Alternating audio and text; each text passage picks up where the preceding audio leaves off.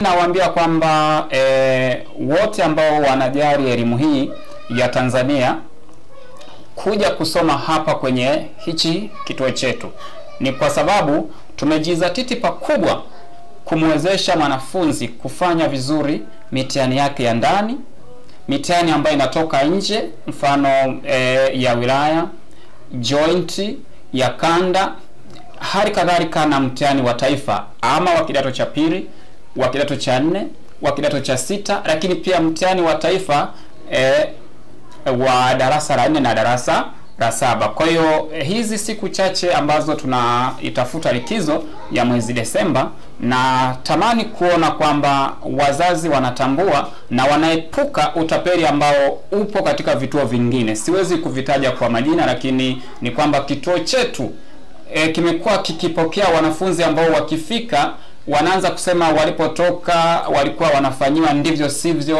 walikwenda kulipa wafundishwe physics lakini hawakufanikiwa kufundisha, wafundishwe mathematics hawakufanikiwa kufundishwa. Lakini unapokuja kwetu sisi tunakuuliza kwamba okay, wewe ni kidato cha 4, unahitaji kusoma mada ipi na mada ipi ndani ya likizo hii?